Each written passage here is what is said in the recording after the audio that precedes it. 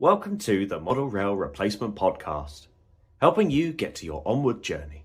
A friendly service that helps you get from A to B, or probably nowhere at all.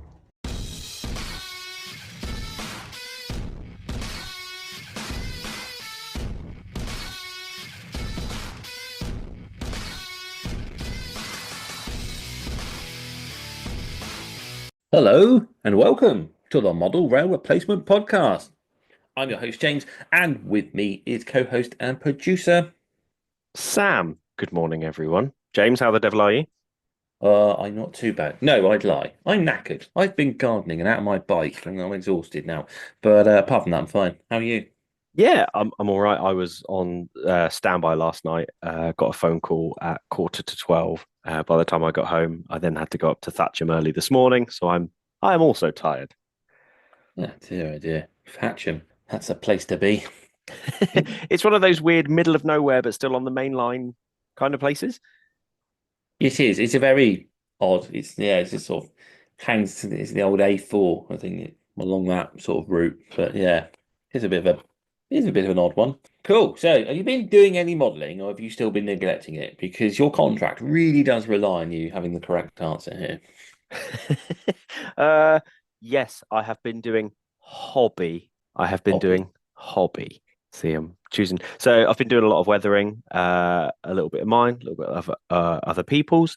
I guess I was up at Alexandra Palace on the weekend just gone, so it'll be the weekend before for those of you listening on the Monday morning.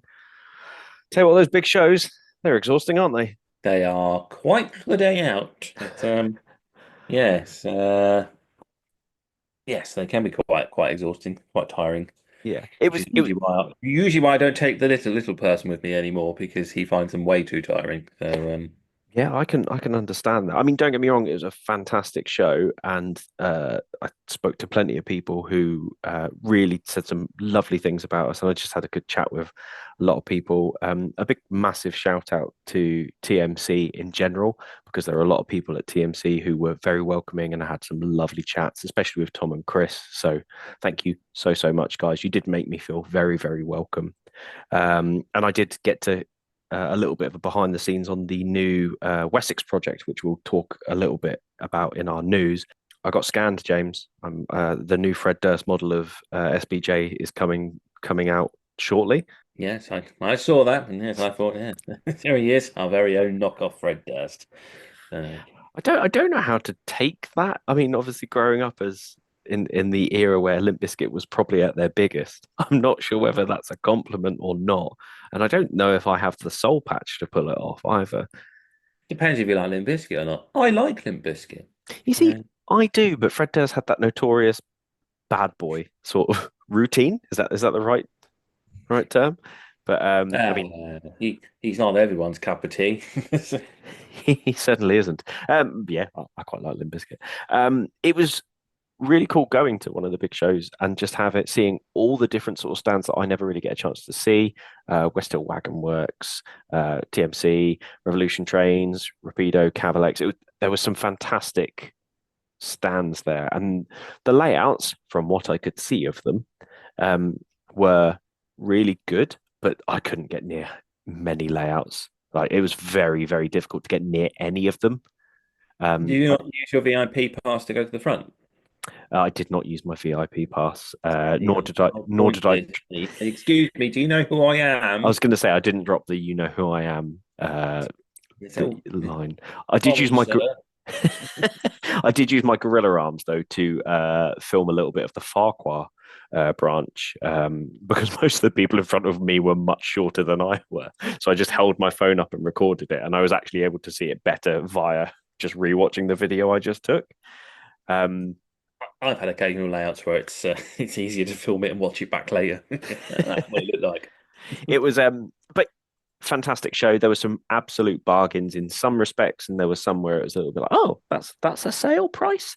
It didn't interest me because it's not the kind of freight that I'm after. But there was I can't remember the name of the store, but they were effectively selling like they called them second chance, where they were not second hand, but they were a little bit like display. They must have been display models or something like that.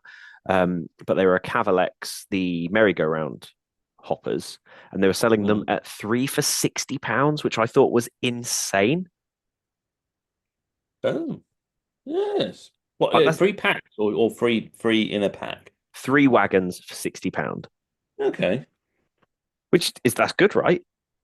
That's not bad, I don't think. I think other brands are maybe similar prices. Oh, Off the okay. top of my head. I'm not sure. Oh, Can't be certain. that's fair I have enough. a feeling. Because I mean, who else make them? Mercury Scale do them as well, don't they? Yeah. And the do a detailed version. Well, they did do a detailed version. I don't think they then brought out another detailed version. I feel like the Hornby one was £99. The Akira Scale one was £80. Well, I might be misremembering. I've not got. But anyway, I thought it was a good deal when I saw it. Tony Strains of Rugby was doing possibly the best coach deal that I saw. Tony was selling Akira Scale Mark II coaches for £69, which, based on eBay, all the people who have been scalping them, buying them for cheap, and then selling them for £100 or more each. I was like, well done, Tony. You're a testament to the hobby there. So that was very good. And I did get to sit and have a 45 chat with Martin Weaver from Hornby, and that was a really, really good chat. So, Martin, if you're listening, thank you very much. Look at that! Look at that! We're in the big leagues now, Sam. We're in the big leagues. We're talking to the big boys. What do you mean, Uh, we? You weren't there. I sent you. I sent you to town with the cow, and I told you not to come back with magic beans. I'm not sure if I. Do you know what though, James? I came back with the stickers. I didn't lose mine. You know why I've lost mine. I have a medical condition. You, It's technically it's a disability, Sam. So if you want to be hate criming me right now, yeah, I don't think I've ever heard because by that we're not going down this road. Either way, you lost the stickers. I'm very I upset with lost you the about stickers, it. But yes, very, very good show. Alexandra Palace is a beautiful venue. I'm sure anyone will echo what I'm about to say. The fact that there is nothing around it means that the monopoly on the food in there is insane. I paid £10 for a cheese toasty. The queues were huge. And yeah, but all in all, it was a very, very good day. And I got to see some lovely people who came and said hello, friends, new people. So thank you, anyone who did come up, say hello, say about the podcast, ask where James was. And I did get a nice big hug from Tom from Buggles Kelly as well, which I did really appreciate. who turns out to be 4 times the size of you. Do you know what? Like we took the photo and I was like, that looks amazing. Yes, that's a great. You do. You just look like this little kid. He's just met Hagrid. That's what it looks like. I was Little Sam Potter and Tom Hagrid. Frodo and slightly more together Gandalf. Yes, indeed. Although the irony being that I am just shy of 6 foot. I believe my army medical said that I was 6 foot, and that's the tallest I've ever been, and I was very happy with that one. So it was quite funny to see the picture, and it makes Tom look like he's ridiculously huge. So well done, Tom. That was a good photo. So, should we go into news? Yes, let's. Oh wait, no, let's not go on to news. What have you been up to? Me? Yeah. Oh, you don't need to know what I've been up to. What have I been up to? Double O Nine in. We'll put some scenery on, but that's on a video that was out today as we record. So, you can go watch that and find out what I've been up to there. Otherwise, I haven't really got much further. Yeah, that's about it, really. I weathered a wagon the other day because I felt like weathering. And otherwise, we've just been running trains around on the double O. I say the boy's just been shunting engines backwards and forwards in the fiddle yard. He's decided it's the yard now. So yeah, that's what pretty much been going on there, to be honest. Oh, okay, fair enough. Oh, I'm glad to hear it. I look forward to watching your video later this evening. There we are. Yeah, cool. So yeah, we'll go on to news time. I tell you what, before we go on to news, just to remind everyone, we still have a competition running. With JS Models with the £75 gift voucher. It's still up for grabs. And all you got to do is go over to our Instagram account, or you can go over to the JS Models Instagram account and follow them if you like. But you simply need to just comment below the post, and I've pinned it on top of ours, so it's the top post. Take a look at the JS Models website and tell us what you'd buy with that £75 voucher. And that's how you get put in the draw. So, yeah, that's still ongoing. And another thing, and I forgot to mention it last week, I built a canal lock and I put it in a video, and you can go find that on my YouTube channel if you want to see how it goes together. It's a really lovely kit. During it, the 3D print parts kept breaking on me, and it turned out that the plastic had gone brittle. Jonathan at JS Models, he's gone back through the canal kits. He's removed all the brittle components. He's replacing them. And he says anyone that's bought the kit since June 2024 needs to contact JS Models, and he will sort you out with replacement parts if you need them. But yeah, right, I'm ready for news. You ready for news? Let's hit news music. Go on then, Sam. What TMC announced then? I mean, obviously you mentioned it. I was quite excited about this. I thought it looked quite cool. Yeah. So it's the Heart of the Wessex line, or the Heart of Wessex line, which is a TMC exclusive in conjunction with Bachmann. If you don't know, the Heart of Wessex line was a very small line that basically ran in Wessex. But what was very eye-catching about it was all of the trains were this sort of pinky purple magenta. And in conjunction with that, TMC are releasing several different train packs. We can buy individual coaches. There's also a pack where you can get it where it has the 2 locos plus the 4 coaches. There is also a 5 coach option available. And Howard was actually telling me on the day that they had someone who used to drive and work on that line come up and pre-order the set there and then. So I thought that was really, really cool. It's a very eye-catching livery for sure. If you're not someone who lived in the southwest of England, then you probably have never heard of it. I only remember very, very little of it, but I do remember that really striking, almost pink locomotive, which from a weathering point of view faded quite drastically in the sun. And by all accounts, these locos were on their last legs when they were running on the line, to the point where it was cheaper to leave them on overnight so that they didn't have a flat battery the next morning. That's how bad they'd got.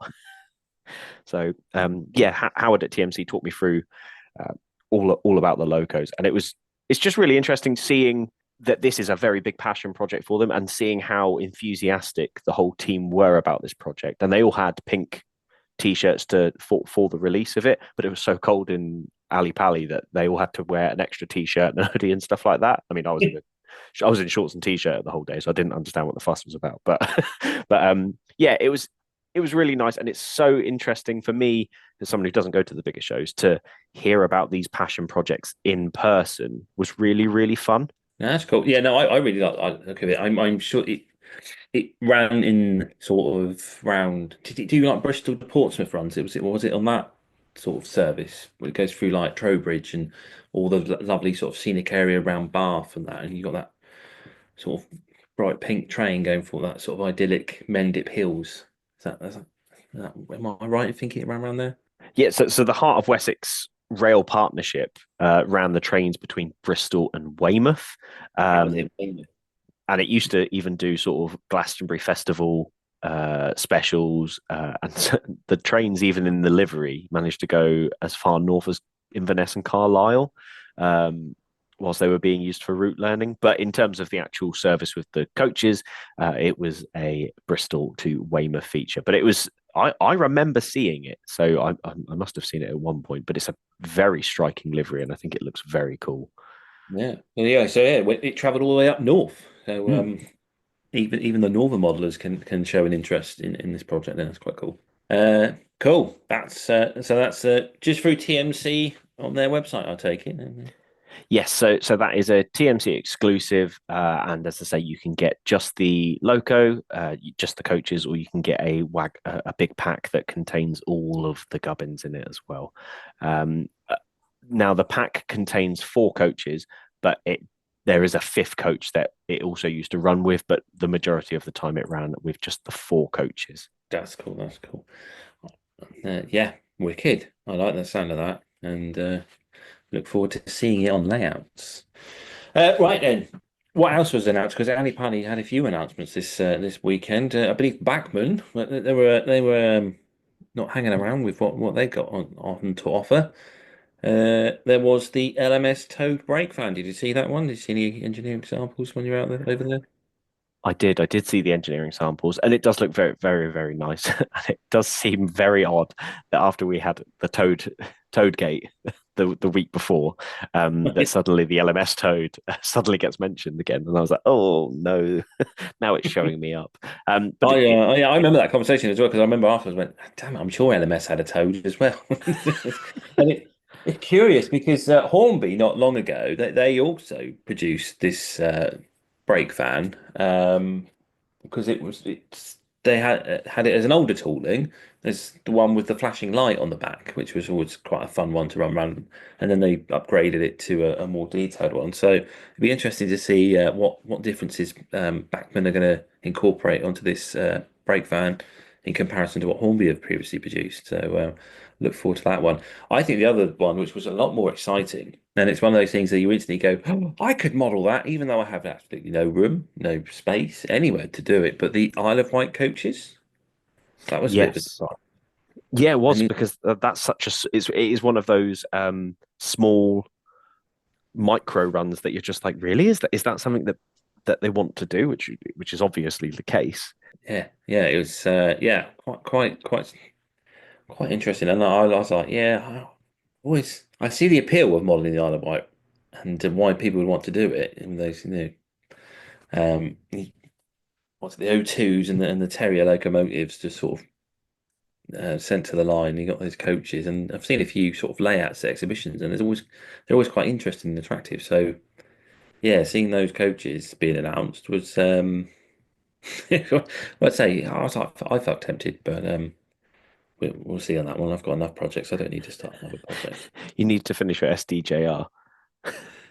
Oh yeah, well, I've not even started that one. Yeah, well, I've not even finished the Transpen. The only one that ever gets any attention is the 009. That's was that all from Bachmann? I think that was everything from Bachmann. Was it just those announcements? And then today Hornby announced another Rail 200 celebration product. Yeah, so it's the Darlington 200 livery on the IET, the Azumas. Is that right? Yeah, yeah. Sorry, I realised I said the name with confidence. I was like, wait a minute, I don't know what I'm talking about. That's north of the Watford Cap. James, help.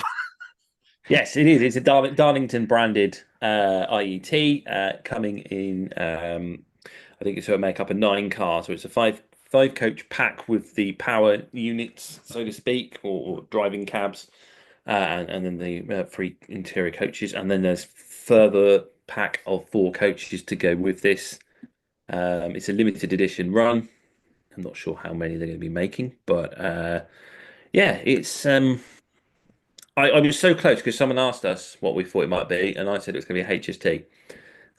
So I wasn't too far off with my guess. I said it was going to be HST and it was going to be Rail 200 related because I just had a feeling that today's date has something to do with Rail 200. But I tried googling it, but I couldn't find it. But yeah, so I think that's a nice addition to the Rail 200 collection for those that might want to collect it or those who do model LNER nowadays as another additional Azuma to go with. Quite the range now, I think, in LNER liveries from Hornby. So, and I've got that the Scotland one. I've got a plain one. I think there might be another one, Mm. but yeah, You'd certainly not be lost. And I think it's one of those. Sometimes with limited edition liveries, you do have that thing of sometimes they are too much that you feel like you can't run them. For example, and I feel like the Darlington nod on it, that little bit of orange that's only that's really the only part of it that is the Rail 200 section, but it's subtle in a way.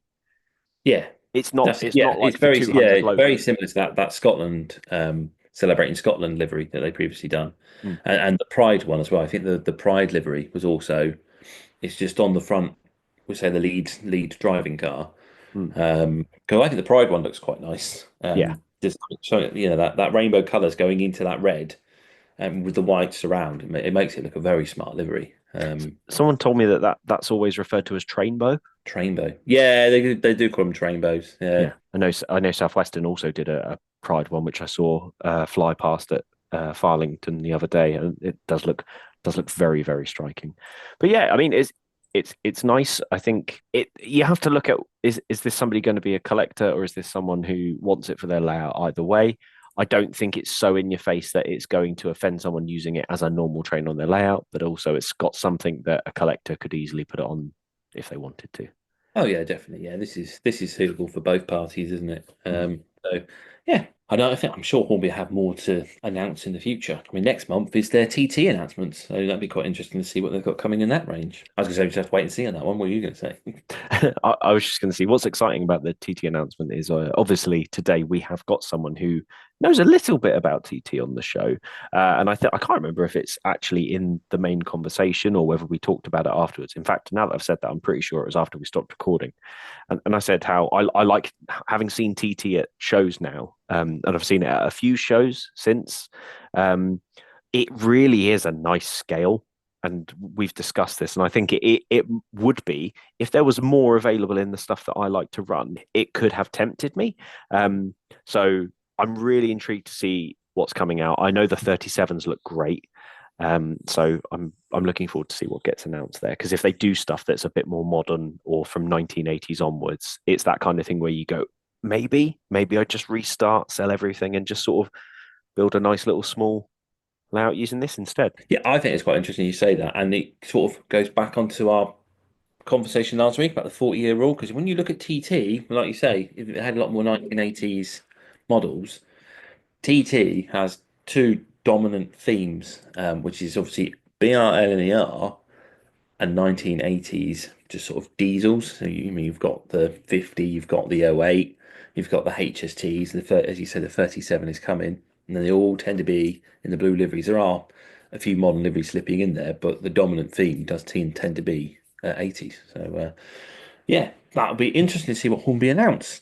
But I suppose for now, whilst we're talking TT, shall we go to talk to someone who knows about TT? Yeah. What's his name again? Uh, Peachy TT120? We can call him Chris. Yeah, that's a good idea. What a weird name.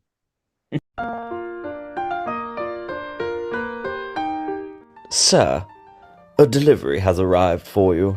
Bring it through, Wilson. This'll be my loco I sent to Emperor's Path. Was it airbrush or oils this time? Both. It's all very affordable. Even for a poorly paid butler like me? Oh, yes. Just remember, Emperor's Path Weathering. Contact Sam at Emperor's Path via email at emperorspathcontact@gmail.com or Instagram at emperors_path. If it's not filthy, let's fix that. Look at that.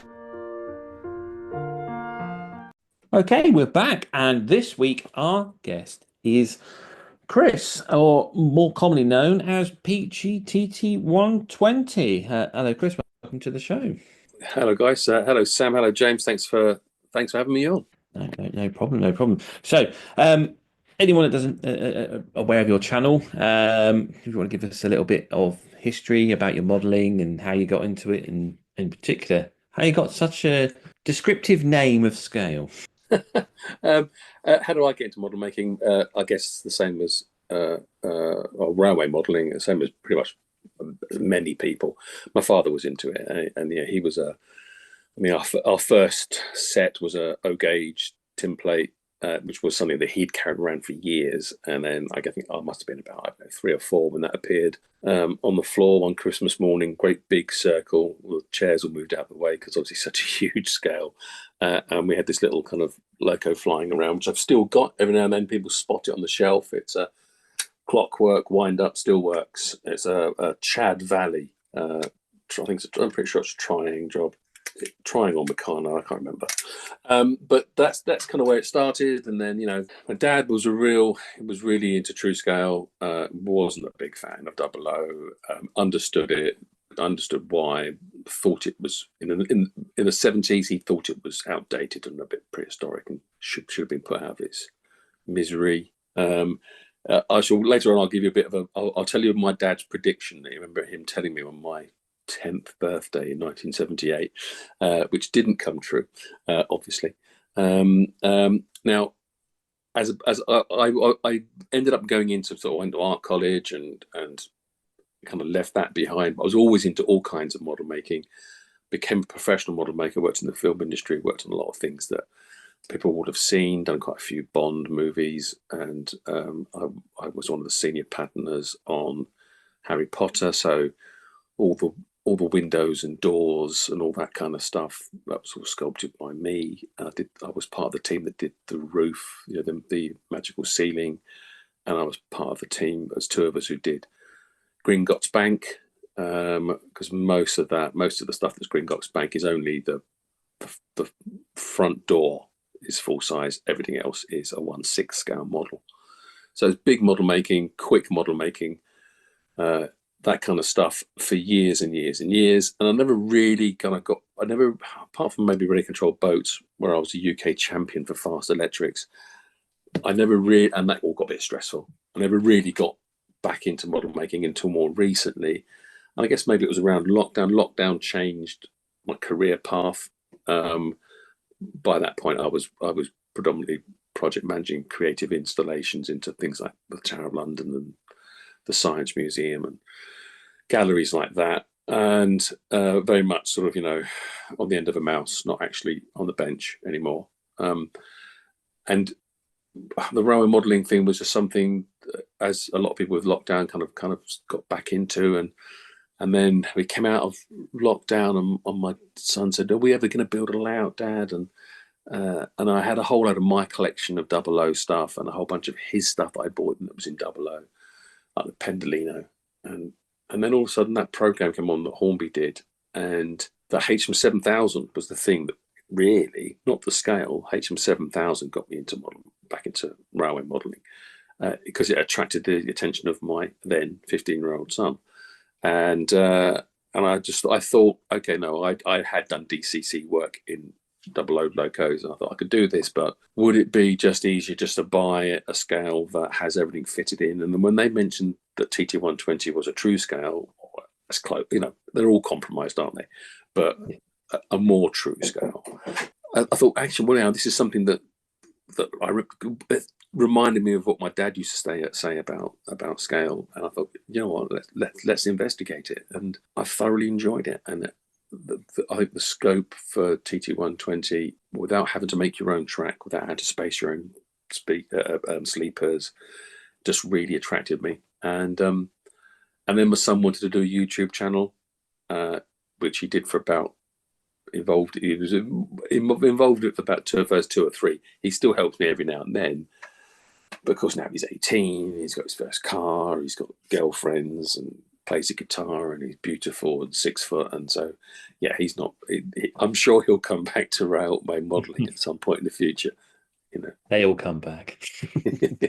I like how nonchalantly you were just like, I did all the sets in Harry Potter and Bondville and stuff like that. It was so relaxed, which I guess for you it probably does feel a bit like that. But you just said it's so cool and calm, and I'm sat here going, I've seen those films. I know those things. These are real life. It's exciting for the first 3 months of your career, and the next 10 years of doing, and the money's very good. But the next 10 years of working in certainly then, I'm sure it is now still, the worst possible health and safety conditions, because virtually every company you work for when you're working in the film industry is a pop-up company.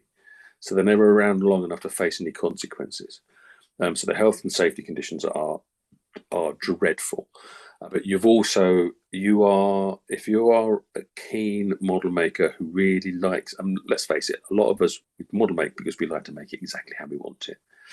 If you have that attitude, and it kind of makes me smile when you hear on Jenny Kirk's Monday Club, she'll often show people fantastic model making, and she'll say things like, you should really contact people. You could be working in the film industry. And I think to myself, well, maybe they could, but they would have a really rude awakening, because it's time. It's all about how fast can you knock something out, and what can be seen by the camera, not by what you see, and also it's also cutting your cloth for a budget. And so quite often it's the only bit. Sometimes it's down to the only bit that's actually going to be in focus. That's actually had some serious model making. Yet there's a vast space that's actually kind of at different levels and grades. And so if everybody, when we worked on what's the I can't remember what it's called, the castle in Harry Potter. I mean, it's massive. It's about the size of a house in 1/32 scale. There's certainly different tier levels, and pretty much all the closer up stuff. So the big castle is 1/32, but it's never zoomed into. The zoomed in stuff is 1/12 or 1/6, and these are little kind of like patches that the camera's going to cut to. But of course, the tone has to match the light. Then the feel of it has to match, and so there is some really clever stuff done when it comes to scaling color from distance and that kind of stuff. And it was very interesting. Learned a lot. Met a lot of really cool people. Had a great time. Chased Halle Berry down a corridor. Met lots of movie stars, most of which are perfectly normal and nice. Some of which aren't so nice. I'll tell you off camera. You get at the end of the day, it gets to a point where pretty much like everything else in his life, it's a job. And so if I don't sound so exciting about the fact that I made the helicopter that flew out the back of that Antonov, which I know was obviously ridiculous because how could you get the blades open? Those kind of things, they were cool at the time. Also, my kids have brought me down to earth. They're not big fans of Harry Potter or J.K. Rowling, and they don't really brag about that.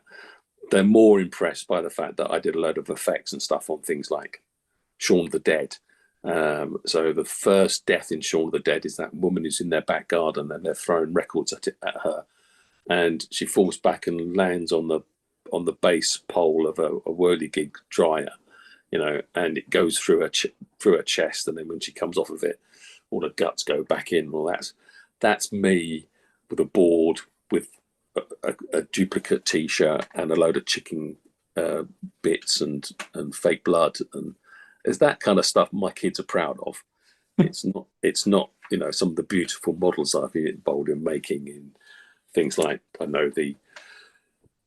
was part of the team that did all the stuff for Band of Brothers. So, the big the Dakotas for the parachuting scene. And, I've got a nice portfolio of cool stuff and nice memories, but no. That's very cool. But yeah, no, I understand what you mean. I remember the first time I got in a cab of a HST for a cab ride, and I was very excited, obviously. And the driver was just like, "Nah." That's obviously because he'd been driving them every day for years and years, and it just wasn't that Like driving exciting. a bus. Yeah. That's it. I'll get your example there. Right, let's move on to our round of questioning then. As we always Okay. like to start off, are you a steam, electric, or diesel fan? Well, I'm the sort of character who I feel that we should be more inclusive, and we should have an option for I identify as all of the above. But if you're gonna take us back to the Stone Age and make us pick something, it's going to have to be electric, specifically proper electric. So that obviously, when I say proper electric, I mean AC overhead. None of this kind of troglodyte underground stuff the third round malarkey. Stabilizer stuff, yeah.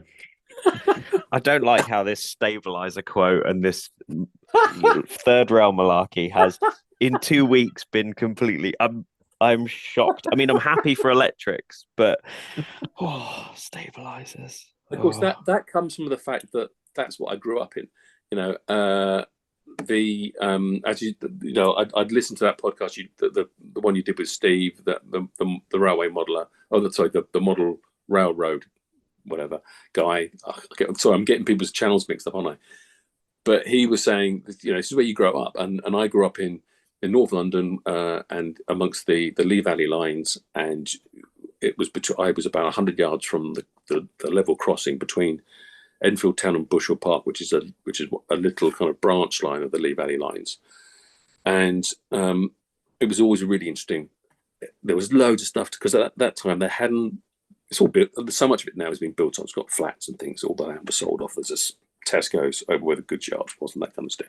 There's a school where the brickyard used to brick yard used to be by Bushell Park.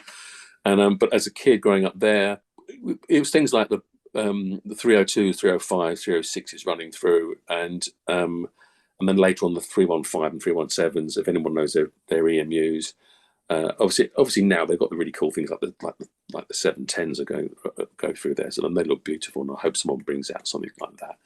But every now and then, because it got electrified in 1960, every now and then there would be a real treat. There would be like on a Sunday, there'd be a replacement service or something, as all the EMUs were back in Ilford getting I don't know, serviced, and you'd have a little DMU come through with one of the older DMUs with slam shut doors, and my dad seemed to always know that whether they were going to be there, and so we would walk to Enfield Town and get the DMU to Bushell Park, and then walk home again, just so that he could show me what it was like to go in a Mark I coach, which is basically, what that kind of body show was, taken from, with those slam doors and not having a corridor through the seats, which was, when those were full, they were hard work to get on and off because people were stood between the seats, and that was your access on and off the train. And we look back now, I think, God, it's bizarre,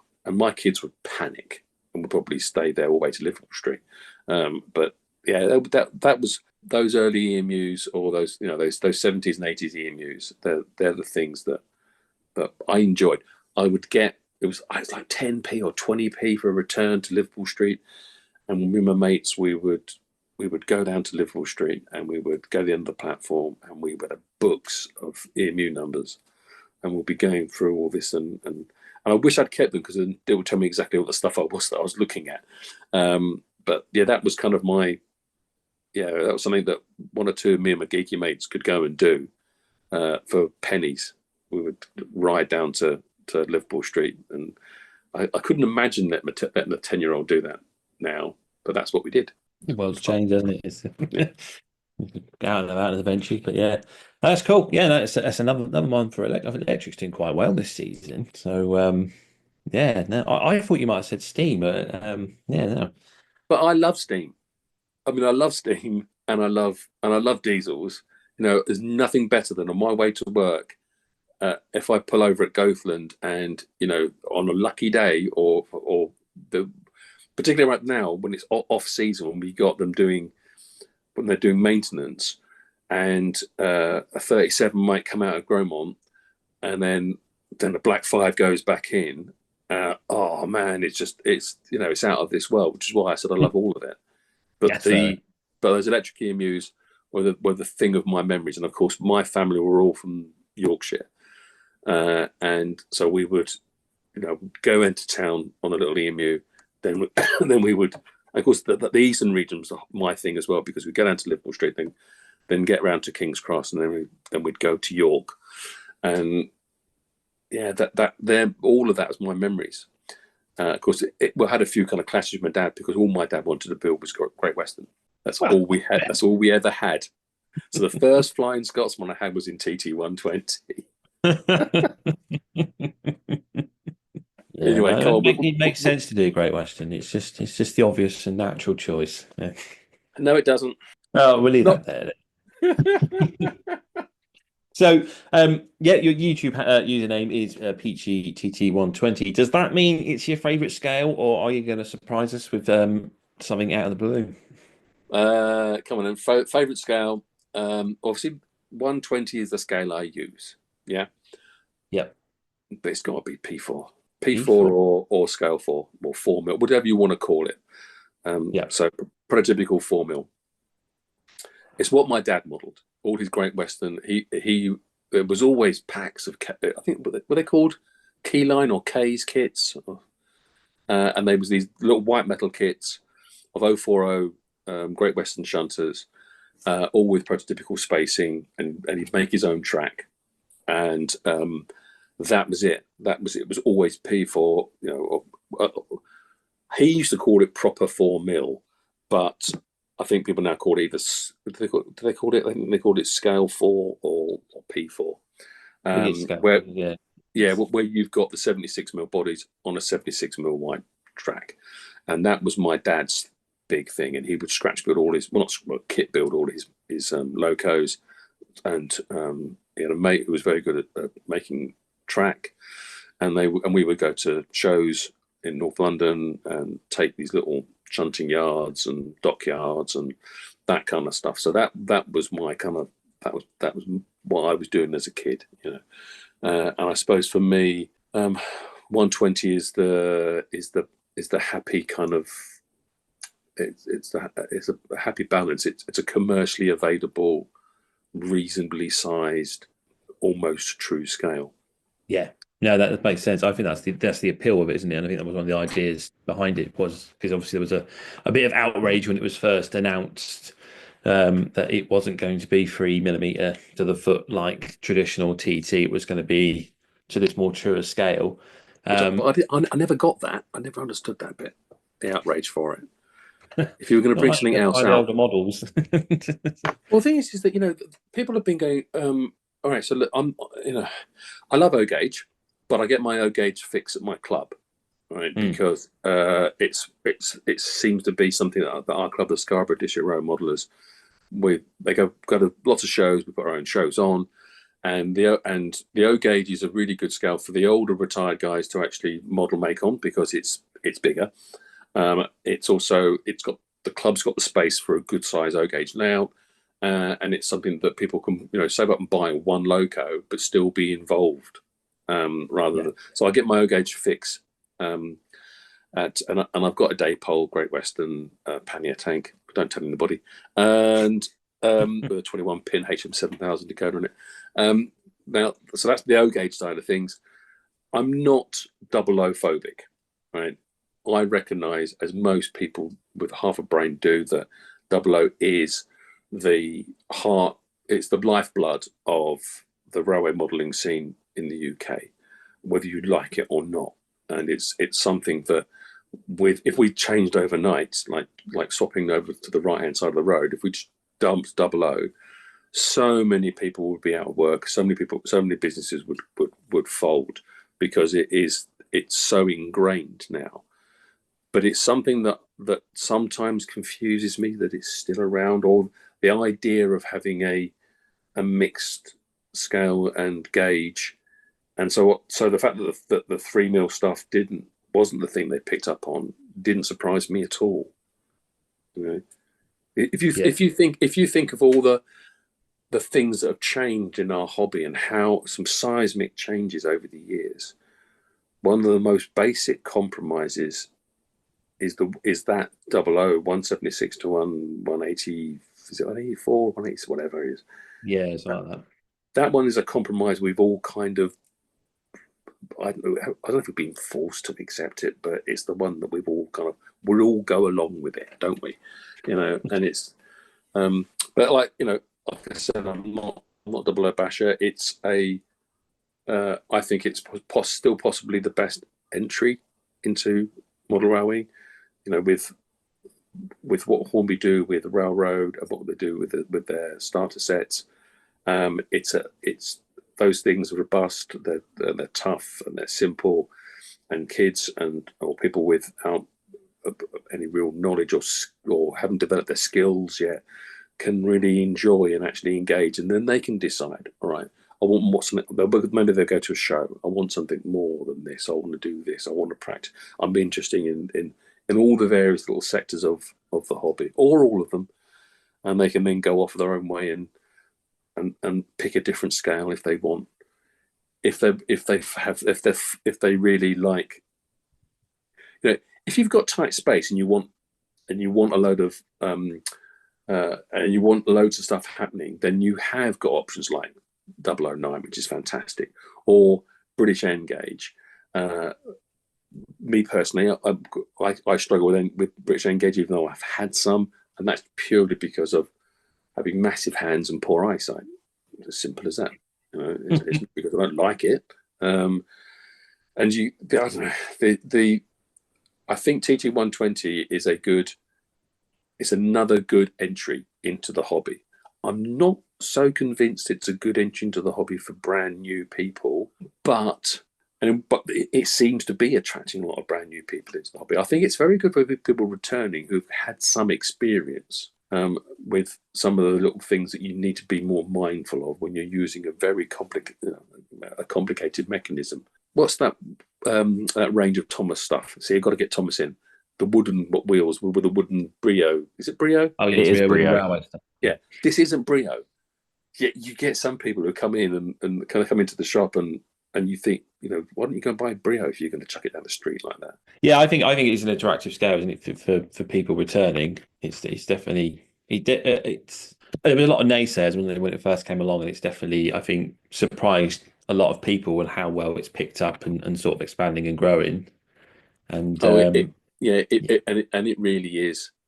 This last 6 months of sales have been beyond what we were predicting, and an example of that is that Alex Yates, who's the MD at TMC, I interviewed him for my channel about 2 years ago, and off camera he said he didn't think this was going to be successful. He wasn't slagging it off. He just didn't think that this was the right way for Hornby to go. You roll the camera, roll the clock forward 18 months, and the guy's giving me a job because we are selling 120, not to the detriment of our O gauge. Sorry, our double O gauge. yeah, I think that's it. And it's a lot of people sort of as it stands at the moment anyway. To dive in just solely TT is difficult if you want to sort of have a certain type of layout, isn't it? So, but if you're more happy just to have a little adventure with it and play around with what's available and see if you like it or not, it's sort of there, isn't it? And you can have which is why I mean everyone's using that kind of like the rule one stroke heritage line idea of having guest locos from different time periods on your layout. There's no big surprise that we're seeing a lot of A1s, A3s, and A4s come into the workshop to be glossed up and renumbered as stuff that's out on the preservation, world. Yeah, makes sense, doesn't it? Yeah. So, talking of locomotives, then, what is your favourite loco that you own? Right now, today, my Pico ice train. So Pico ice train. Oh, very nice. Now, I've done a little bit of a cheat. I bought off of eBay a whole lot of little Union Jacks, little transfers, and I've covered all my little DB locos in little Union Jacks. And I pretend that my ice train is the one that came over to St Pancras in 2012, that came through the Channel Tunnel. So that's my prototypical excuse.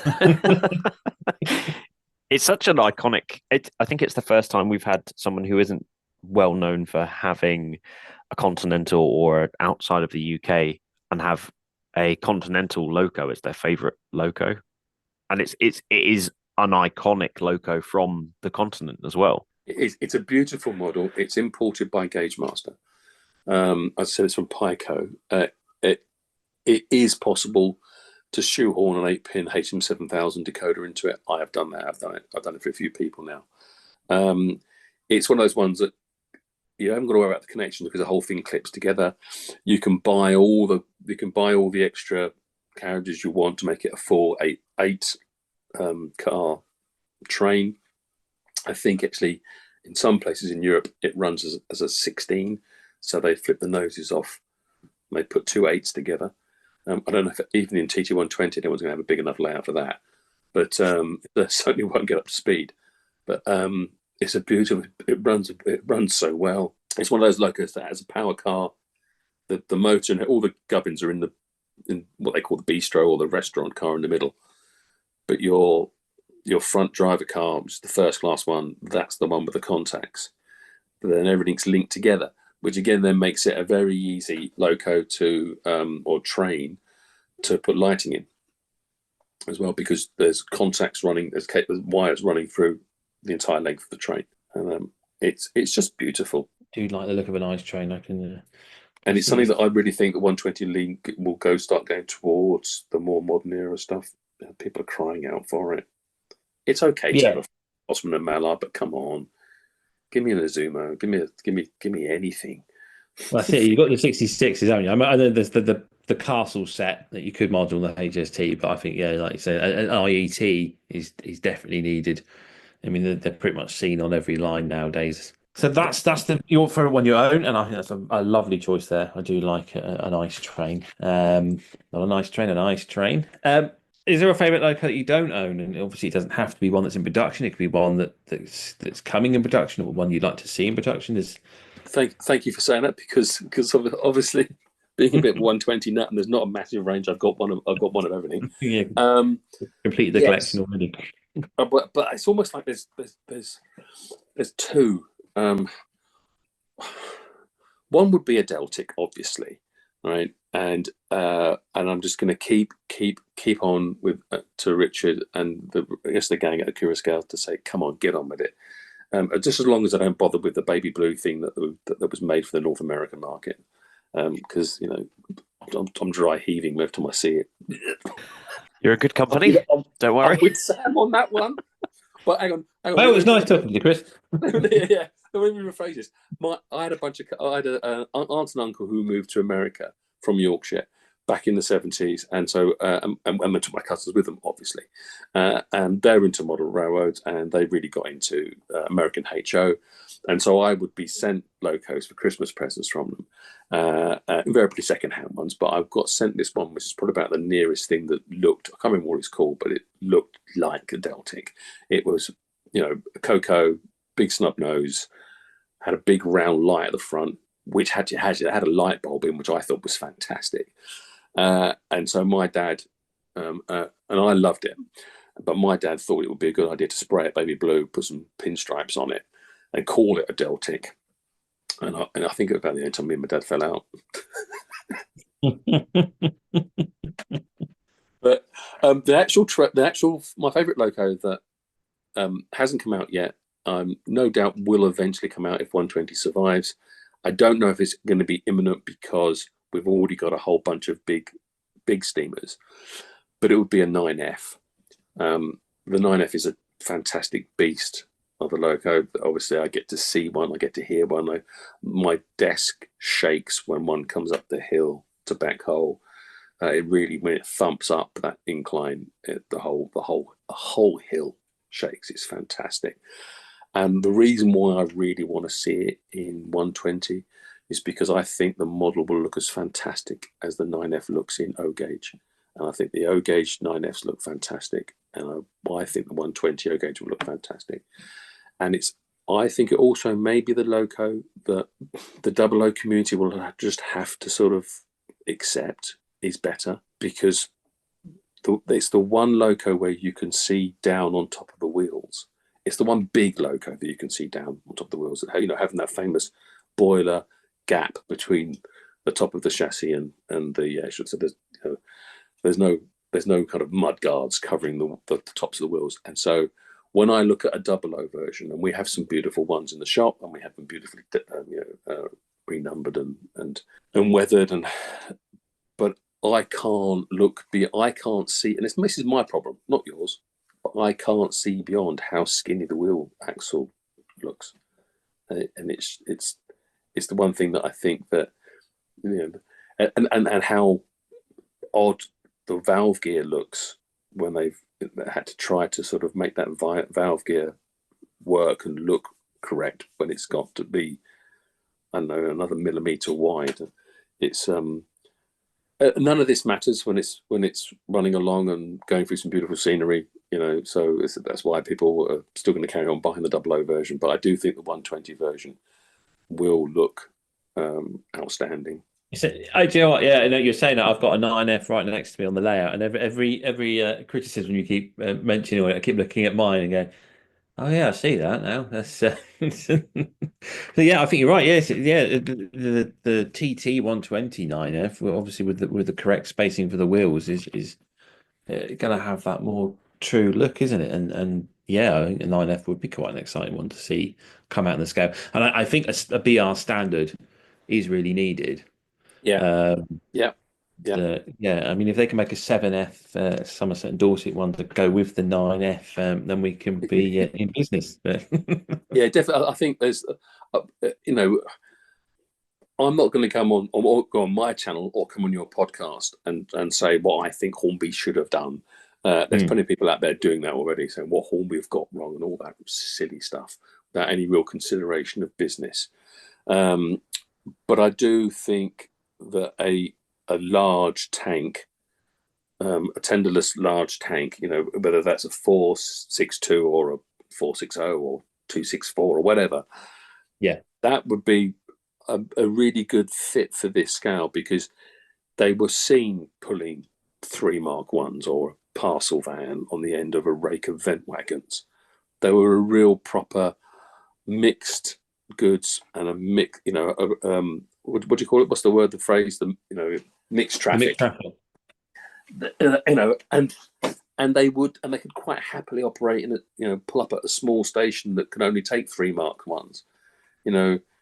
Why start with something that prototypically pulls 7 or 8 or 9 coaches when you can have something that does a passenger service with 2 or 3 and looks good and looks correct, but also can then come back, that afternoon on your little layout with 9 coal wagons.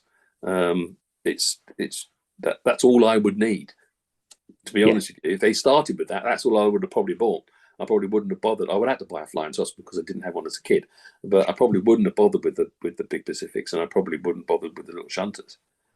Yeah, I think that's the current missing gap, isn't it, of the secondary sort of workhorse of the railway. For that period, for this period, it's a DMU or an EMU. Yes, because again, it's something that fits into a small station, fits into a small halt. And it's what people see all the time. It's what people can recognise. When I was a kid buying Scaretrix, I didn't want to buy the older Scaretrix cars. I wanted to buy the thing that was racing last year. And I feel a little bit about that with model railways, which is why I'm so pleased that Revolution have got on board. I think they've really got a good eye for the more modern stuff, and I think they've also got a good business plan where they are conscious that they've got customers in Europe. So although their first wagon, their first model, is very much prototypically an English or British use, I don't doubt, if that is the success we are expecting it to be, that they will be putting into plans, or be certainly putting research into, or looking at the stuff they've got that maybe isn't covered by many manufacturers out there in Europe, and go, what, this runs in the UK, it also runs out to Germany. This is the one to go for, and I think fair play to them if they do pull that off. Some sort of cargo wagon in there. No, I'm thinking loco. Oh, okay. Let's get on with it. Let's not come out. Straight in. If you, I know, I'm not.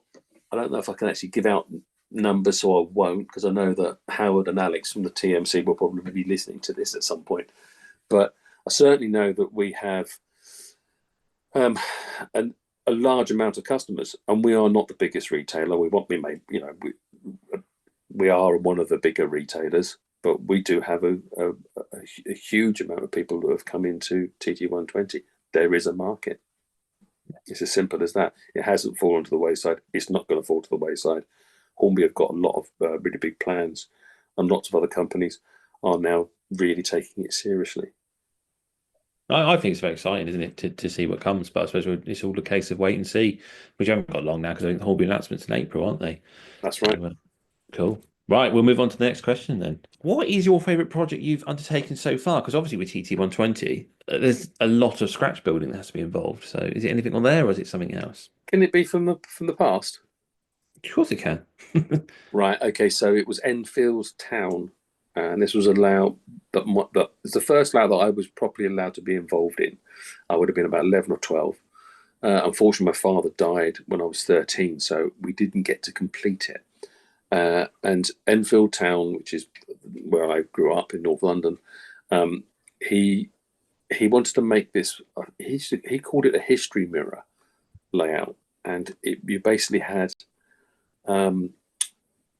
Imagine there's a station, and then you've got, as you go out of the station, not far from the station, there is a level crossing, and that was his kind of like mirror line, and then it repeated itself on the other side.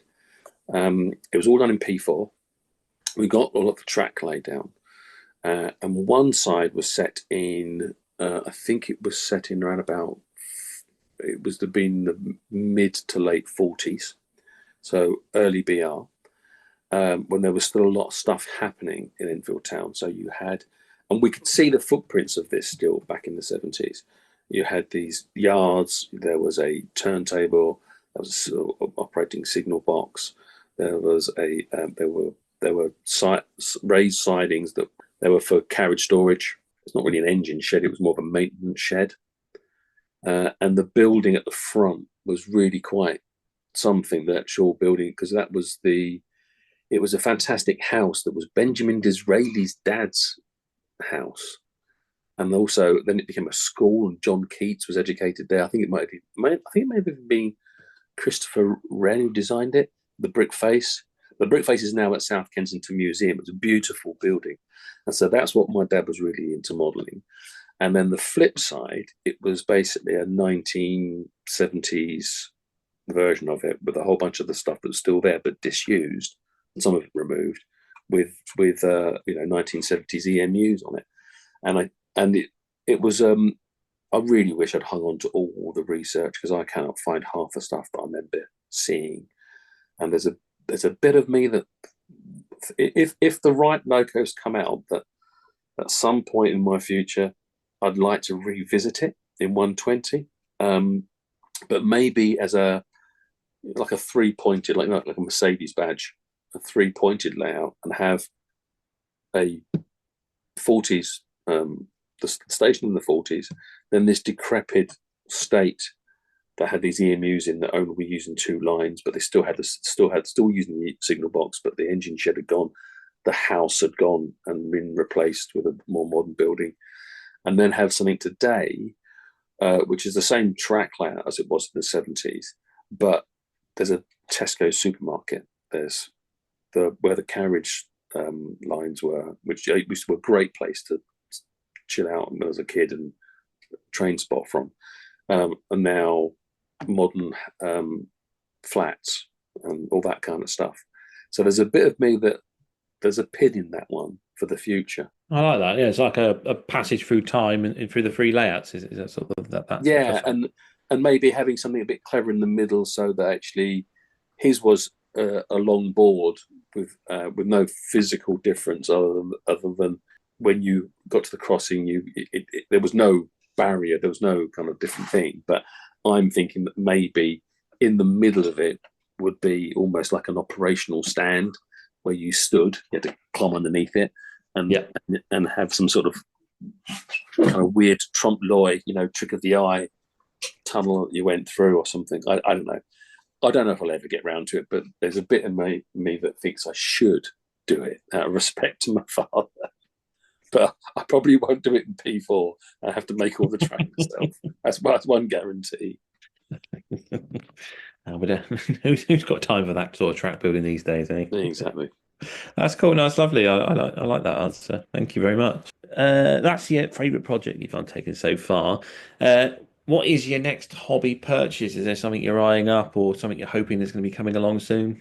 Yeah, it will most likely be some tech from DCC Concepts, and what I'm looking at is a point system. I really like where they've stepped forward with their point motors and their wireless system and all that, and a lot of the clever tech that they're bringing forward. And it's proper. It's at least the proper high end stuff. But the kind of returns we get from DCC Concepts are nothing compared to any other manufacturer when it comes to tech. And but I also like the fact they have these kind of levers as well, which are a nicer version of what you used to be able to get from Hornby, but they actually look like a little, like this, James. Yeah, I've been eyeing them signal. Yeah. Now, although I'm using HM7000 at the moment, and I will continue to use it because I think it's a fantastic way of uploading sound files. It's cheap, it's free, and of course you can switch it to DCC. That's easy enough. Switch it back, muck about with your CVs. That's so much easier than any system out there. It's bloody fantastic. And the fact that you can switch it back to DCC go use your power cab or your Peachy trains or whatever is your controller of choice. I think that's fantastic. And I think it's a really good.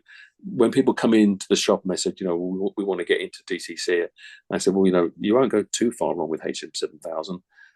Okay, so they can have a few little Bluetooth connectivity issues, which completely resolve the moment you put a stay alive or a power bank in the loco.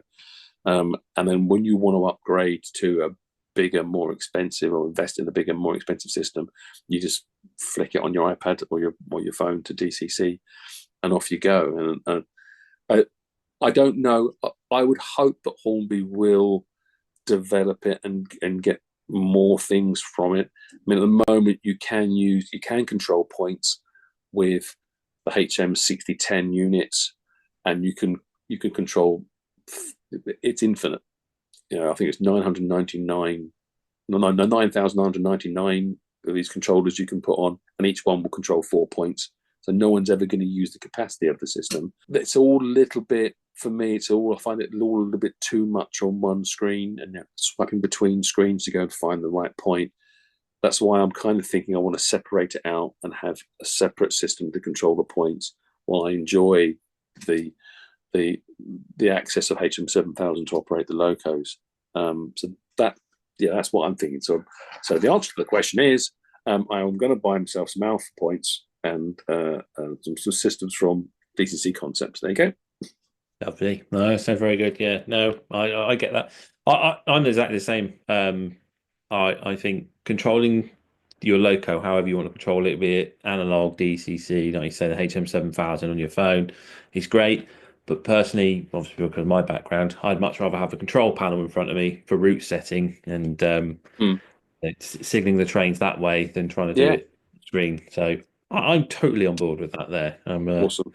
100% support your ideas. So that's very cool. I think it's the best way to do points in this day. I know we have the ability to do points via a special controller and stuff like that, but I am very much of my points control is all done via the old flipping of switches and stuff like that. And I said it in a previous episode.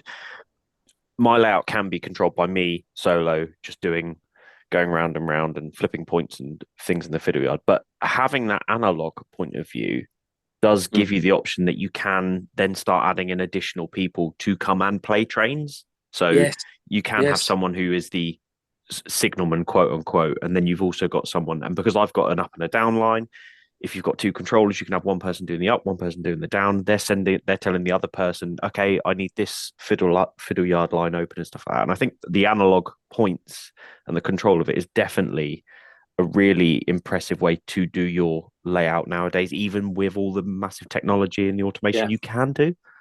And if I'm honest, that's the bit I enjoy the most. If I've got my son on the iPad controlling a loco and I'm doing the switches, even on my little Camelot 4x3 foot, I'm at the back of the board. It's all got push rods for all the points, and I'm the puppet master. I'm the one holding the strings. He's just driving a loco around. I love it. I absolutely love it. Yeah, and that is why signaling is a far better career choice than driving a train. So you've all proved my point. Thank you very much. Cool. So obviously you mentioned that you had a career in model making. Is that your favourite part of the hobby, or is there something else that you enjoy? Favourite part of the hobby is by far is scenic work, and I include ballasting in that. The ballasting is the most pleasurable and relaxing element of once you know how to do it, and once you've got your system in your head, and you can do it. Yeah, I put a podcast on, or I put Netflix on my iPad with I don't know, Big Bang Theory running in the background or whatever, or awesome music or whatever. And I'm just sitting there and I am making, particularly track like Pico's Streamline Code 55, which looks a bit weird on its own because it has that double, like the N-Gage version they do, has that double foot to the bottom of the rail. But as soon as you bury all that and those tall sleepers, all of a sudden you've got this Code 55 rail and these sleeper tops, and it just looks fantastic. it's just streets above anything else out there, and it's better than, I think it looks better than the Hornby stuff, and it looks better than the Tillich stuff. Those operate as things to keep your train on, fine, but they don't look as good, nowhere near as good. And ballasting's a joy, and I think anybody who can't embrace that has lost something somewhere. Yeah, that's Dave. But true. It's yeah. I know that lots of people don't like it, but I do. Sorry, That's fair enough. But Yeah, that's not my favorite thing. The scenic work is my favorite thing. And there's, I think the scenic stuff, but particularly coming out of people like the Welsh Wizards down at World War Scenics, their stuff, their best bit of kit, I think, is their table, the little table thing. And if I'm going to put a building in somewhere and I want it properly grounded in, then I'll make a little mini base for it, and I will use that, hang it upside down to go over the table and actually really get some proper straight up stuff. It really works fantastically well. You leave it upside down to dry, and then when you stand up the way around, they're all perfectly, everything's standing up perfectly great. I do think some people get a bit carried away with their static grass, and they go too long, and they try and rush it, and they layer up too much. I think you do better mixing your colors and doing them in one drop, rather than trying to put different colors on in different layers. It sometimes looks like, I know that a tempest has gone through there and everything's been flattened and everything's sort of knocked over. Whereas, I would never use, on 120 scale, I'd use 1 mil predominantly, and I'll use 2 mil here and there for some tufts. And you may not see it until you get a HD camera down and have a look at it and low down, then you see it and it comes alive. But when I see some people's amazing layouts at shows, incredible work, incredible everything, excellent, and then it's covered in this blanket of crisscrossed 6 mil grass, and you think, oh, I get what you're trying to do, but it don't work for me. But again, it is personal taste, isn't it? I like my scenic stuff. Yeah. Yes, I think the static grass it's easy to fall in that trap of just putting it in the shaker and just having a go, and you just pick up grass and you don't really think, because when you look at the sizes, it's like you say 2 mil, 4 mil, 6 mil. That doesn't sound very big to me. It's only a couple of millimeters, but that's because you're not thinking of it in a sort of scale of what it would be. Maybe it'd be better if it was listed on the packet of what that would be scale wise, so that you realise that 6 millimeter bit of grass that you're about to put down for someone's lawn is actually going to be about 4 feet high to the figure of the house, isn't it? And that's probably a reflection of basically, of looking at stuff through a camera. From my previous work working in the film industry, you would have a building that in the distance that was not much more than a piece of cardboard cut out and hand painted. But then all this kind of scenic stuff would have to actually really reflect how it would look in real life. But as a model, you look down on it and you go, well, that looks a bit pants. But you put it behind the camera and it's done from that point of view, it can look fantastic. I know of loads of scenes in movies that I've worked on that you can't imagine why there would even be a model there, but I know it's a model. And I know that it's a model, but only because I've worked on it. There have been loads I'll have missed because I didn't work on them, because they'd been done that well. But maybe I'm being unfair, because maybe in the model railway world, it's nice to have something look all done and pretty, and you're not necessarily looking at a model railway from the point of view of the director of photography. You're actually looking at someone who wants to enjoy a layout from above, from every angle. So maybe I'm being a little bit unfair about the fact that some people get a bit carried away with their static grass. So I know that I wouldn't go away with it in my film industry job. That's all. Yeah, no, it's everyone's personal choice, and it's the same as what we said in our weathering episode. It's the different artist has a different style, a different technique, and different people are going to have a different opinion on what they like and what they don't like, and I suppose that comes down to the scenics as well. Some people like doing the scenics a certain way, and other people don't, and that's sort of how they view it, isn't it? And it's I mean, it's like painting in. And my son is really keen on painting in Warhammer, and I did a lot of wargaming when I was younger. And you quite often do a whole loads of work on highlights and lowlights and all this really fantastic stuff, which make the models look really cool. But but doesn't matter what camera shot you put them on, they don't look like a real thing. What they do look like is an expertly, excellently painted, beautiful thing. It's not a reflection of real life. And you know what?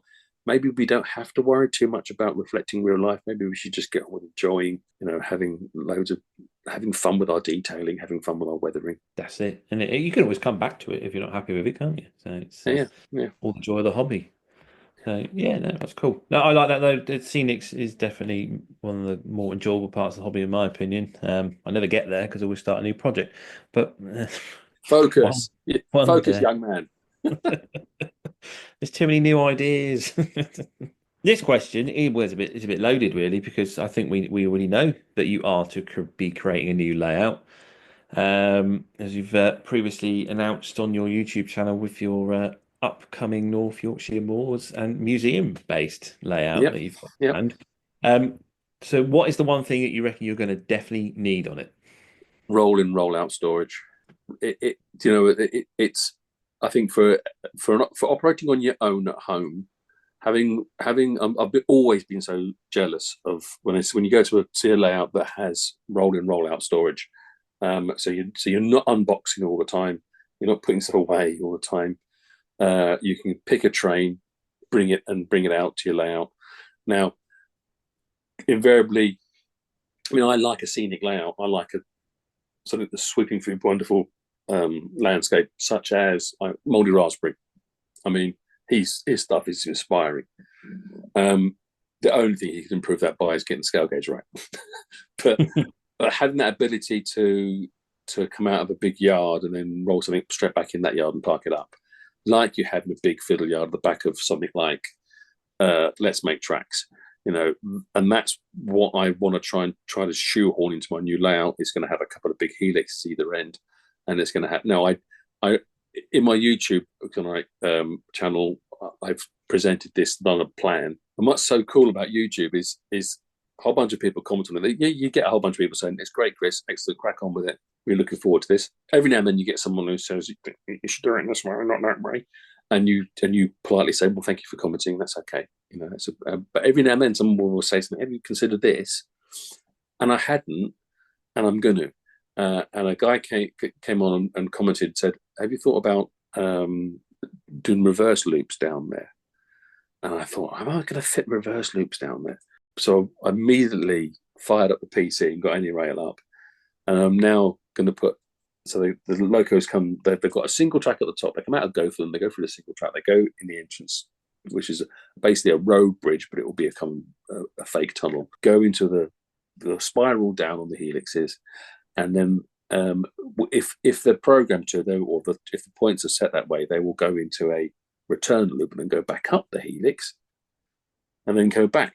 So it's as if they've gone to Pickering. So it's like they've gone to Gromont and then they've come back, 20 minutes later, and they've come back through to Gothland, and they'll go out of Gothland as if they're going to Pickering. They'll go down the helix and there's another return loop, and they'll go back up again. But off of the return loop, there's a set of points that then enter into a big storage yard, which will be a roll in, roll out. It will also mean that I don't have to spend £400 on another Roco turntable. So that's a win. Roll in, roll out is the answer to that question. That's cool. We like that. We're big advocates of the fiddle yard here, and particularly, like you say, roll in, roll out. No, none of that lifting it off and swapping it around. And yeah, I mean, your plans sound very exciting. I watched it last night in preparation for coming on here today to talk to you. And yeah, it's because obviously I'd bumped into Tom over the weekend, and he'd mentioned that you were planning something Yorkshire Moors based. Yeah, I'm hoping I'm not going to be wasting his time, but because I've got a great deal of respect for Tom, and I think some of his work is very, very good. Him and his missus put a huge amount of effort into into their small business. And actually, that reminds me, that's maybe something you can pencil in as a possible podcast, is having a conversation about professional model making. Whether that's someone, maybe you have me and Tom on, and Tom can talk about the ups and downs of being a startup and trying to actually earn a living doing that, and I can talk about the ups and downs of trying to get into commercial model making, because it all sounds wonderful.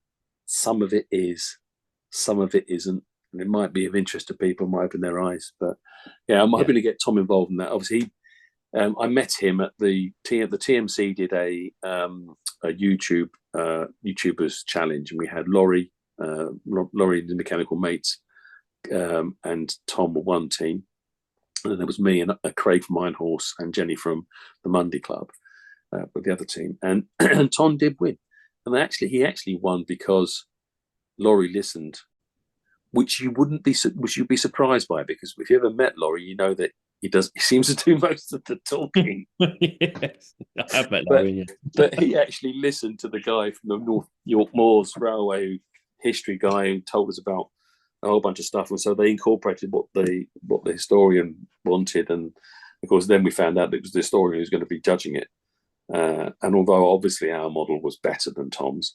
they won because they answered the question. But when I say better than Tom's, I should qualify that in the fact that we had a team of 3 very experienced model makers, and Tom was on his own with a media personality. So it was really 3 people, competing against one. So Tom and his minions. Tom deserves a proper chapeau for that. And he put up with Laurie. That was a very entertaining series. It was quite fun to watch. And glad you enjoyed it. And it was great. It was great fun, actually. We all had a whale of a time, and it wasn't a competition about making models. It was it was just really good and really good fun. It wasn't. No one was going to get a certificate at the end of it.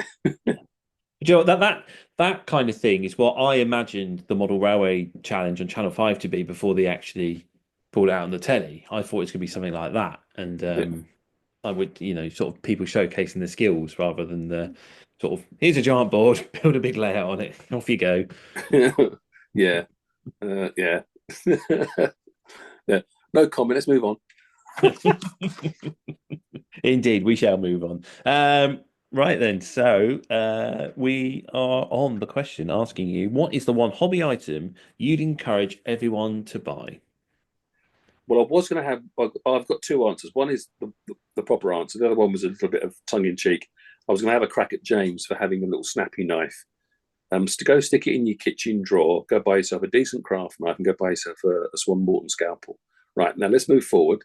Got 2. Right. Okay. So my choice. Can you see my camera? Can you see what I've got in front of me here? We can, yes. Right. Okay. Listening down. Right. It's hopefully so I can help explain what this is. So this is from a company called Nimrod, which I believe American, and it's called a microtherm, and it's a mini heat gun. And it basically has it's a very simple system. It has inside of it has a disposable cigarette lighter. This is one that's actually got a plug in the bottom I can regas, and that whole thing goes into this little handheld unit, and when you fire it up, you get this very, very hot, intense heat in a very small focused space. Now, what I use it for is, a lot of electricians use them for doing very small, using heating heat shrink rather than a big heat gun. I also use it on the layout. So I use it if I'm pouring water, resin, and you're getting bubbles come up. Some people you'll see on YouTube and you'll see various forums, people recommending like a little mini blowtorch sort of thing that you get to cook off a creme brulee in the kitchen. That works. They're expensive, but also you are introducing a naked flame into an environment that's actually quite highly inflammable, or not flammable. And I really wouldn't recommend anyone using a naked flame anywhere near their layout on any of their materials. Whereas something like this, although that if you go close to something, you will burn it. It's very focused. It's very neat. It works perfectly for heating up bubbles on resin. It's also very good for putting a focused amount of extreme heat on if you want to reshape a resin printed building or something like that, or a fence post or whatever, or you want to dry something off really, but you want to focus it. Use a heat gun. It's like a super powerful hairdryer, and it just blows stuff everywhere. This won't blow anything anywhere. If you use a naked torch, like I said, like those cooking ones, you have a high risk of setting fire to a bunch of stuff, or at least shrinking it. I think a lot of the static glasses now will just shrink and melt away. They won't actually burn. But that's my tip. It is if you want to Google it, you'll find them on Amazon, on eBay. A Nimrod microtherm. I think they might call them like a mini gas flameless heat gun. That is it's got a code. I've ever seen on the show. If you're googling it, a Nimrod MJ-600. Nimrod MJ-600. I am definitely writing that down. It is. I've had one for years, but they're still for sale. They're not massively expensive. I can't remember the last time I filled that, because it doesn't use a huge amount of gas. That's cool. No, that is one of the coolest tools I think I've seen. And like you say, that's very useful, because obviously you're not putting a naked flame against the layout, and you're not blowing everything away as you would with heat guns. Yeah, and if you've got, my kids have now, they've always been massively involved in the creative process. Well, my daughter's now, she'll be 21 in a few weeks. She's off doing ceramics at Cardiff Uni. My son, who's massively into illustration, but all of them, they've always been in this workshop building stuff. And so, I've never been keen on having big naked flame torches around the stuff. I've got a material knowledge from my career, whereas I'm not expecting my children to have that material knowledge. So if they've got something that can potentially be really dangerous, I don't want it in here. And so I got rid of my flame torch ages ago. Right, we'll move on to your favourite exhibition and layout. And we still haven't separated this question, even though we really should. So it's a two-parter. But you're okay with me separating the answers? Yes, absolutely. Cool. Okay, right. So favourite exhibition. I love the big ones, obviously. I couldn't choose between the big ones, and I go to all the big ones. Right. But my favourite exhibition is much smaller, and it's the one that the Scarborough and District Row Modelers put on. It's our summer event, which is invariably at Pickering. It's at the Memorial Hall, which is about 50 yards from the end of Pickering Station. Why do I like it so much? It's like a mini big show. It's properly professionally done. Okay, so I know that I'm a member of that club, and I should be, be biased, but it's actually this show that got me. One of the reasons why I got back into it, why I joined the club, why I wanted to get into model railways, because it was such an accessible and small show, but it had so many good things about it. There's only one trader. They put one trader who sells loads of secondhand stuff, obviously predominantly done low.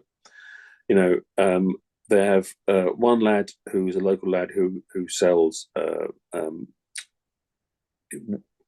scenic materials. They'll have another guy who's also a member of Merg who does who sell tech, and then the rest. And then invariably there's another guy from Merg, from the Yorkshire Merg mob, who will be doing a little demonstration. There's normally a model making guy, local guy who does a lot of buildings. So him and his grandson come and do demonstrations of scale model building, and he will also take commissions on. And the rest of it's layouts, but you've really got to have a good layout to get into it. To get into, other than we have a little fun Thomas layout, which is an interactive one that has a couple of controllers. There's a little round ball that's for toddlers, and there's a big button kind of thing. So there's a controller and then a big button thing. So kids can use that, and the toddlers can use the other one. And then we have various rules that are controlled by whoever member is at the back of it, who will say, "No, you've gone through a red light," and all that kind of stuff. And that's all jolly good fun. But the rest of the layouts are always high end. They're always top end. They're the kind of layouts that actually will be at big shows. Invariably they are at big shows, and the committee is very keen to make sure that the quality of layout that's on is always the top end. It is of the standard that you will see at Doncaster and London and York and wherever. But the other really nice thing about it is, every sort of I don't know, about every hour it empties and there's no one there. Did you ask me why? Or hopping back on the train, I assume. Because it's a Nigel Gresley or a 9F or a Black 5 or the 37 was pulled into Pickering Station. Everyone runs out, goes and looks at that. We can all get a breather and a cup of tea. And then about 10 minutes later, 200 people come straight back into the hall again. It's fantastic. It's a fantastic day for people to come to, because they, if the wife's a bit bored of it, there's loads of nice little shops and cafes and things. If the kids get a bit bored, they can be taken out to, and then you can go over to the North Yorkshire Woods, or you can even just jump on the train, pop up to Levisham, and then come back again, and still get to see the show before you go home. It's the whole package is there. It's fantastic. Yeah, no, it's a lovely part of the world around there. Yeah, do enjoy visiting it. Haven't been for many years now, but always enjoyed going there. You have to come and say hello if you do. Right. So, favorite show? Favorite layout? Well, for a long time, it was Copenhagen Fields in Engage. Mm-hmm. Possibly one of the most famous Engage layouts. Arguably, maybe. It was always one of those ones I really liked as a kid. But not as a kid. I mean, I remember when I was younger going into London, going in through that route into King's Cross, there was still stuff that I kind of recognised of the shape and the landscape of it. And that stuff that's by the lines that doesn't get immediately replaced can still be around for 30 years. So that was my favourite until I saw Moore's View. That, again, it's Engage. It's the Snowy Viaduct, Moore's View. Do you know that one? I think I do know that one. Yes, I'm certain I have seen it. I'm going to do it. Might even be in one of your videos. I mean, it's just. Lots of people have a go at snow. It doesn't always work. Yeah, I know the one you mean. Some of it's a good representation or a fun representation. That is a piece of artwork. It is, yeah. Yeah. Moore's View in Engage. It's got a big viaduct in the middle of it, and anyone listening that wants to see that one, it is on one of my videos. It's on the Abingdon Model Railway Show 2024. It was at that one, and as you say, it's an absolutely stunning piece of work. What I really like is the turned up snow on the road, where the tires obviously made it mucky. Yeah. They've got that all in it. It's not just a blank, like you say, a blank of white on there. The attention to the detail geek like me. Oh, it's like I'm looking at any trains. I'm looking at tire marks. But that's always the mark of a good layout, isn't it? When there's nothing running on it and you can still be entertained by it, by the fact that you can just look at what they've modelled and be impressed by it and just take in all the detail. That's always a good hallmark there to carry, isn't it? Yeah, absolutely. Definitely. Chris, it's been absolutely delight to have you on the show and talk to you and have an insight into your modelling history, your career, what you like, and everything like that. Our final questions we always like to ask is, what's your favourite resource? Your local model shop. What a damn good answer. And I would suggest, I mean, these days, sometimes you can go to a local model shop and they go flat out because they're preparing for a show. Or you go to a model shop and it's because of the fact that, wages are a massive overhead. They may have members of staff there who don't have an in-depth knowledge of model making or model railways. So maybe you might always get the answers that you want. But ring them up. Ring up the TMC if you like. Or although I don't want to say Rails of Sheffield and Kernow because you say them all the time. So I'm trying to get a bit of balance in with the TMC. That's my little. I'm going to get a tick from Howard for that. But if you and it is the same if you speak to other shops like Rails of Sheffield or whoever. But you will be put through, or the person who answers the phone will have knowledge. If you speak to Tom or Chris or Christoph, when you phone up the TMC, you're going to get someone who has got a model railway at home, who's got a power cab, who's if you get through to Alex Yates, he'll tell you everything you need to know about how to make your power cab work and how to program it and get you through. It is incredible how many times people phone up and they haven't read the manual. So maybe they should start. Maybe I should have a two-parter. So what's the best resource? We'll read your manual first, and then if you still can't work it out, then give us a call and we'll walk you through it. But that I think there still is a place in the world. Online retailing is fine, and that's obviously the basis of what most retail survives upon. But the fact that you can access, you can still access the big retailers via phone or email, and actually get someone to talk to you about your issue and have an understanding ear. I get that, and I had a problem like that before, and this is how we've resolved it. That is the best way, I think, of keeping people in the hobby, keeping the customer happy. What's really interesting, and I think it's a little bit of breath of fresh air for this, is you're coming on here as an employee of, quote unquote, one of the big retailers. I mean, TMC are a household name. The weathering, the custom graffiti and stuff like that it is shouted about by everyone.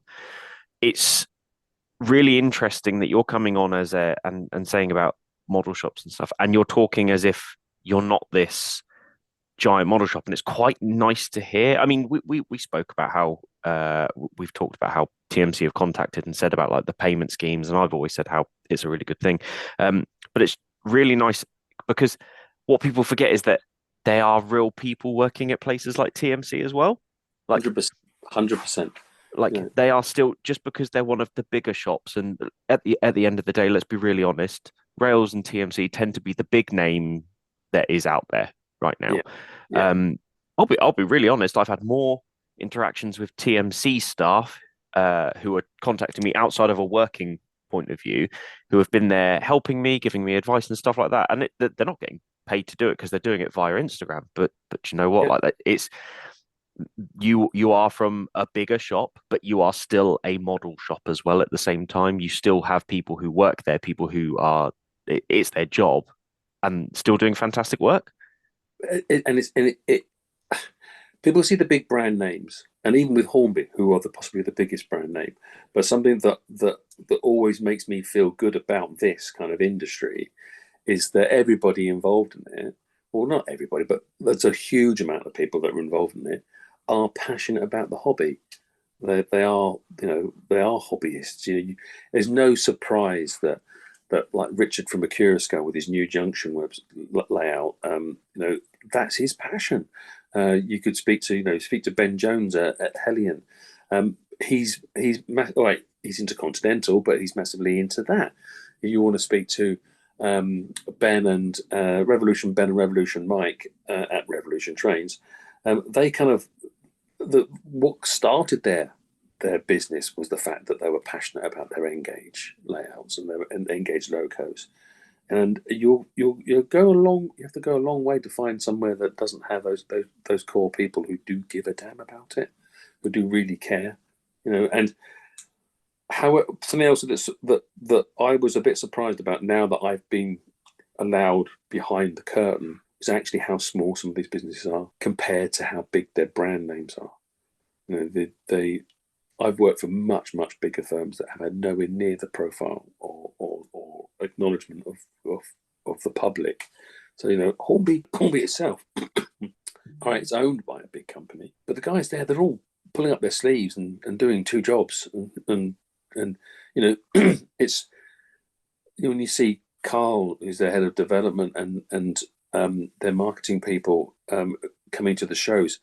Going to shows is a huge amount of effort, and it's a huge amount of commitment, and it's a huge amount of time out of those people's family lives, because it's not one show, it's loads of shows.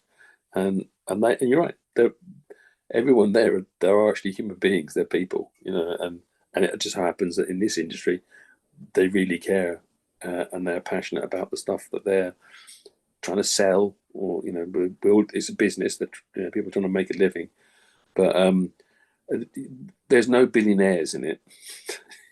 They're It's not the cash cow that I think some people think it is.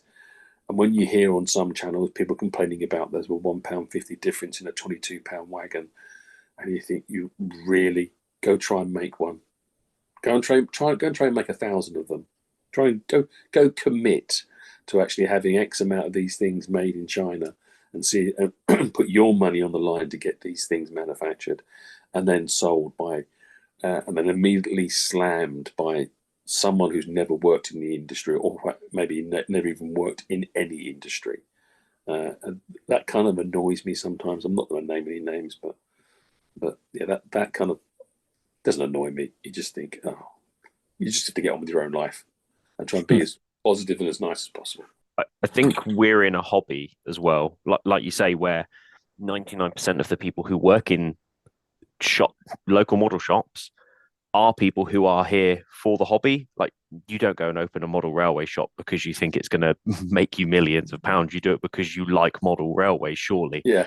Or there are some instances where you inherit a model railway shop, and we've heard of that before. But there are some industries I've talked about. I have a love of Pokemon, and 99% of the people who work in Pokemon are people who love the brand and have grown up with it, and they wanted to work in it. And I think it's the same with trains. You don't suddenly go, I'm going to work at Akira scale, but my big passion is gardening. I mean, it might be, but you go into a job like that knowing that you have some interest in certain things within that hobby. And yeah, and sometimes it does work out really nice. That, like I said in my video the other day, it was September. I turned up at the TMC, and they gave me an iBook and a desk by a window that looked out across the North Yorkshire moors, and the valley filled up with steam as the 9F went up and thumped, and the models shook on the shelves. And I thought, they're paying me.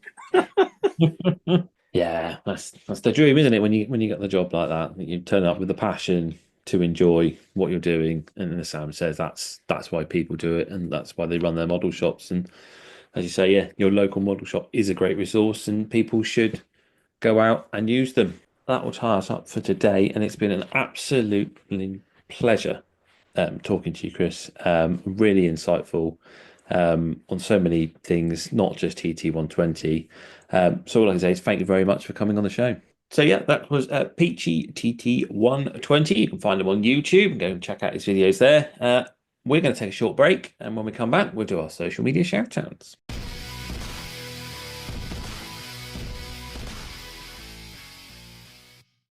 Hello there, dear listener.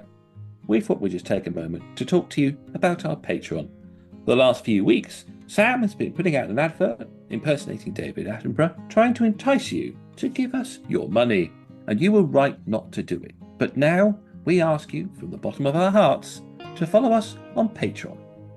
If you do want to support us in what we do, and you believe that what we do is good enough that you want a part of your money, you can find us on Patreon, and you can start donating for as little as $1 a month. It's in dollars, it's in freedom credits, however you want to say it, but eventually it will just take the pounds from your bank account. And if you do want to support James and myself, head on over to Patreon. There's varying levels and tiers that you can do, and there's even a tier where I'll weather stuff for you and James gets the benefit of it. So why not support us on Patreon today? Indeed. And that way we can get a new microphone so you can stop complaining that you can't hear us.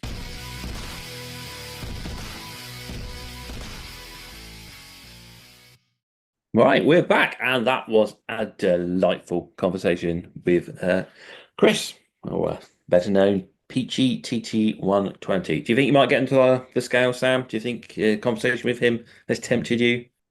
It's definitely, having seen Camelot this weekend just gone, yes, because it's such a good scale. I always look at N scale stuff and go, it's nice and I really like what you can fit in there, but it's not big enough.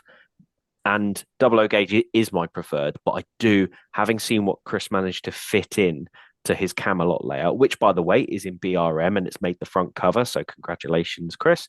It's definitely, if they brought out the stuff that I like, so they brought out the 50, if they brought the 50 out and some more coaches and some bits and bobs like that, I think I would be really interested in it because I'm excited for the 37s for it.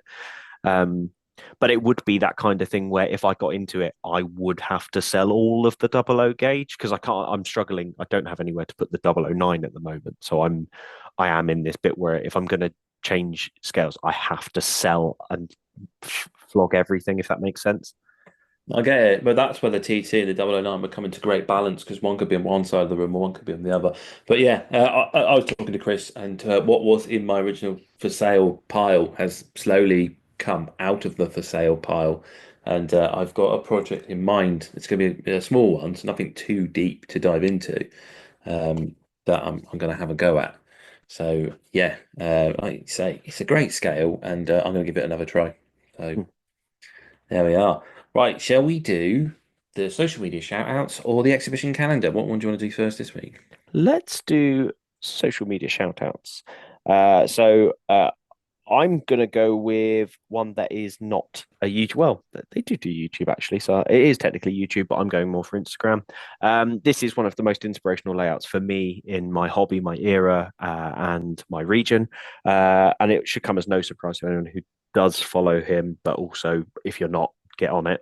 And that's NSE Latchmere. That's NSE for Network Southeast _ Latchmere, or Pete, as he is known to me. Yeah, fantastic layout that fits all my era and region needs. And I think Pete's done a fantastic job with that layout. And I remember seeing his, I think it was Model Rail, where he had his layout and it was barely even begun. But even then, it won me over to going to the Network Southeast side of things and getting all the multiple units and stuff. So definitely one to follow. Yeah, it's a great layout, isn't it? And it's made the magazines as well, like you say. So quite inspiring to see in there.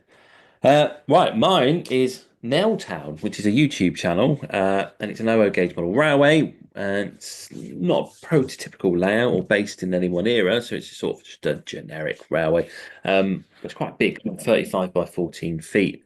Yeah, this is quite an interesting little channel. It's only got 698 subscribers, so I feel it needs a shout out because I've quite enjoyed watching a few videos on there of various builds, etc. And he's even got third rail stock on there, so there's a bit of stabilized railway for you, Sam. So something for everyone. Yay. So yeah, mine is Nailtown, 00 gauge model railway. Right then, I'll move over to the exhibition calendar. Let's see what we've got going on this coming weekend of Saturday the 29th and Sunday the 30th of March. Where has the year gone? It's almost April, eh? Crazy. Right then, Saturday the 29th, Beckenham and West Wickham Model Railway Club is having a South East London largest one-day model railway show at the Forest Hill Boys' School in Dacres Road, Forest Hill, Greater London. The 29th also sees the Sussex Downs 009 group having a members' day, and that's at the Court and Bushes Community Hall in Willow Way, Hurstpier Point at West Sussex. Trent Valley Model Railway Society, so it's having a model railway show at the DBC Club for Young People at Cadogan Road.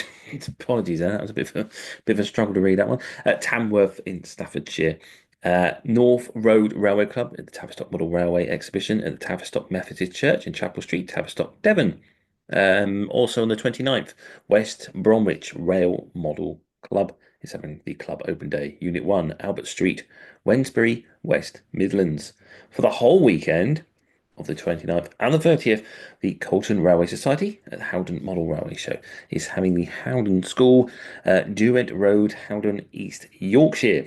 Nailsea and District Model Railway Club at the Nailsea Model Railway Exhibition 2025 at Nailsea School in Mizzymead Road, Nailsea, Bristol. Sheffield Model Railway Enthusiast Sheffield Model Railway Exhibition 2025 at Birkdale School, Oakham Road, Sheffield, South Yorkshire. And finally is the South Tyneside Community Railway Modelers North East Model Rail. This is at the Nissan Sports and Social Club at Washington Road, Sunderland, Tyne and Weir. So there we are. Few exhibitions for people to get to this weekend. Right then, Sam, I think that just leaves us for one thing left to do, which is do our social media shout outs for ourselves. So if people are looking for you, how do they find you? If you want to get hold of me, you can get me on Instagram at emperors_path.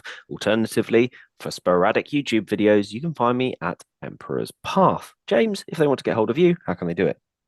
Well, for a more constant flow of YouTube videos, you can visit Western Signalman. And if you want poor Instagram content, then that's also Western Signalman. So, it's vice versa. And makes, we do it opposites, I suppose.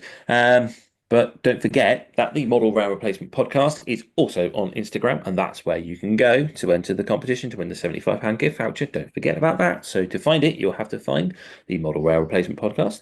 Alternatively, if you want to email, and you can email if you want to enter the competition because you don't use Instagram, it's modelrailrp@outlook.com. That's all for this weekend then. All I can say is this weekend, I've got, it's not even Friday, I've got it on my brain. That's all for this week, should I say. And all I can say is hopefully we've been entertaining, informative, and have replaced your model railway, if only just for a little bit. I've been James, and with me has been Sam. This service terminates here. Please ensure you take all of your personal belongings with you.